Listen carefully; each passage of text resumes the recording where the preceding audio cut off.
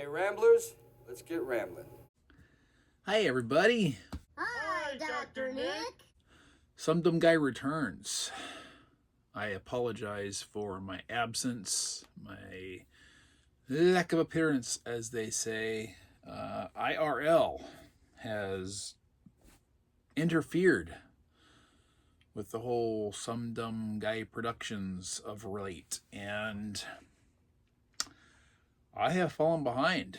My attempts to try to mitigate the damage have utterly failed, as things have kind of just crashed in on me. But we're going to make a determined effort at this point to try to get caught up.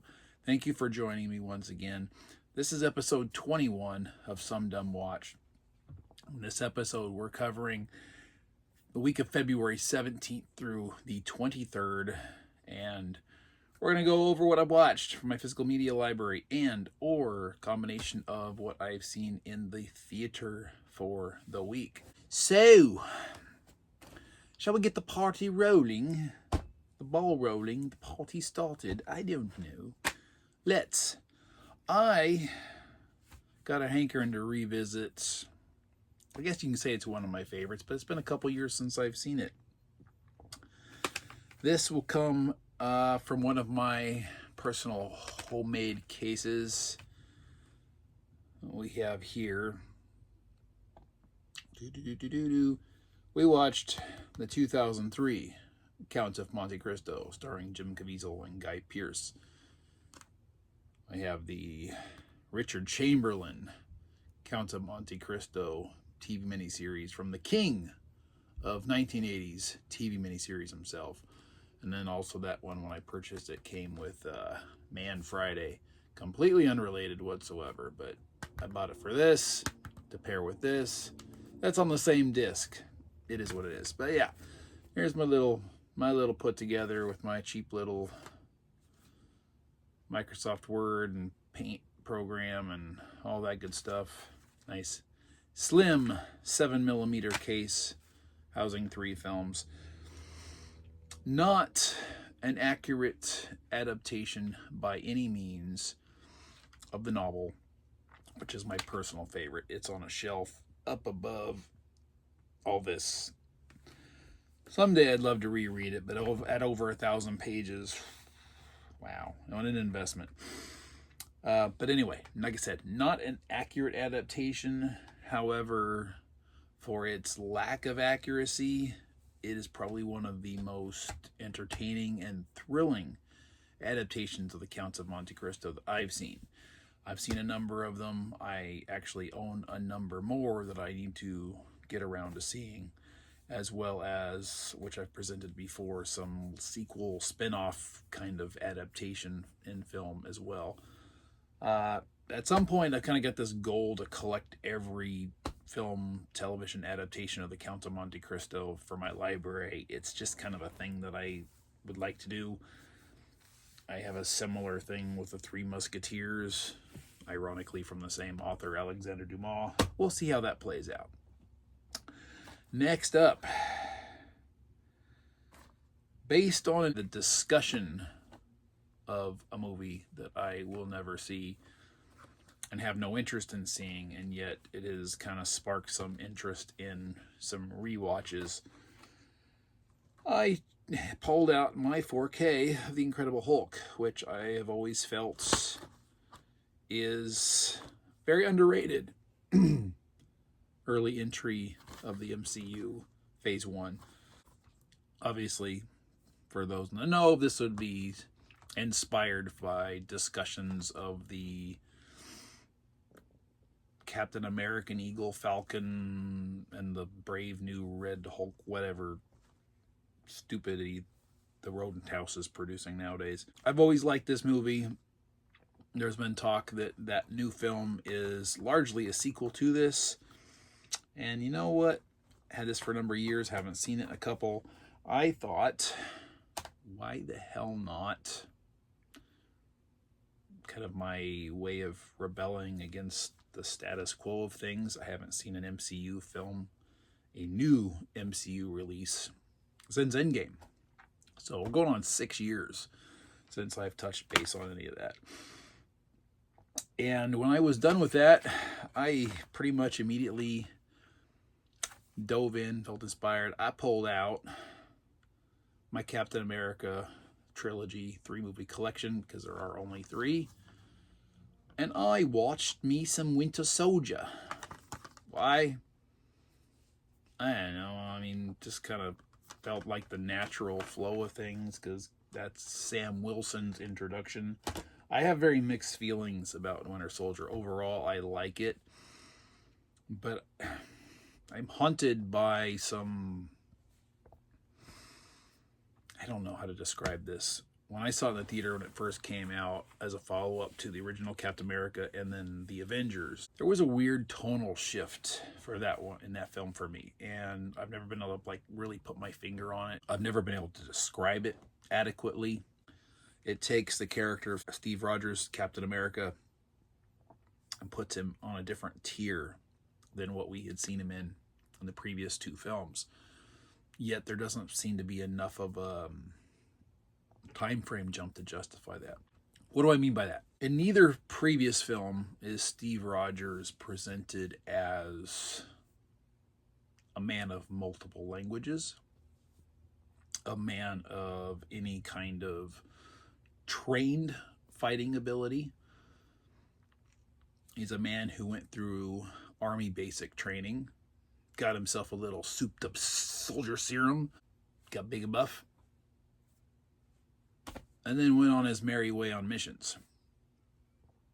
There's no devoted part of that story that explains the who and what he is in this film. Does that make sense? There's a disconnect there, and that bothers me. Not a lot, but it's there. It's just my thing. I don't know. It kind of somehow impacts my overall perception on the film for some reason. Next up, Frank Capra time from Frank Capra at Columbia. We're moving on to Lady for a Day. That's an interesting tale with kind of a weird open end. There's nobody in this, name or appearance, that I recognize. But it's a story of a poor lady who makes a living selling apples, who's well acquainted with some very assorted characters in her neighborhood. Fellow poor people in interesting jobs. One particular man who's kind of, we're just going to call him like a low-level local crime boss, I guess, in a sense. It's left vague, which is okay. But they have an interesting connection. He has developed a superstition through knowing her that he will not conduct any business dealings without first buying an apple from her. She's known as Apple Annie. Apple Annie, through certain associations that she has spun a tale, a false narrative about her life, and relayed that narrative via letter to her daughter living in Europe. Now, apparently, Apple Annie gave her daughter up to go live and get educated in a convent or something to that effect as a baby, and she's lived in Europe ever since. Presumably, they've never seen each other since then, but they maintain a close communication via letter. Apple Annie's presented herself to her daughter as being a woman of society. She obtains stationery from a high-end local New York hotel. She is acquainted with somebody who works there, who mails and receives mail on her behalf. So when it comes to pass that her daughter announces that she has met and is planning to marry the son of a count, Spanish count, I believe, and that they are going to be traveling to New York to meet her prior to the wedding, Apple Annie goes into a bit of panic. This neighborhood of friends come together to try to manifest temporarily this narrative that this Apple Annie has spun for herself to create a visual charade to match what she has shared with her daughter as far as who she is and the life that she's living. To try to show her daughter that she's a good person, that she's well off, that she's respected, loved by the people, so forth and so on. And all sorts of hilarity and crazy drama ensue, as one would expect, to the point of having a very touching, inspirational ending. Although, like I said, it is very much up in the air exactly how it all plays out, because in this particular era of filmmaking, it seems to me, that's how films concluded. Sometimes there just wasn't like a definitive, let's wrap a bow around the whole thing and present it to the audience. Say, here you go. That's how it ended. This was a good movie. It did take me 2 viewings to get through it. I popped it in at night, and like this, I don't know, maybe made it a third of the way in, and I kept nodding off. It was getting late, so I had to finish it the next day. But I did very much enjoy it.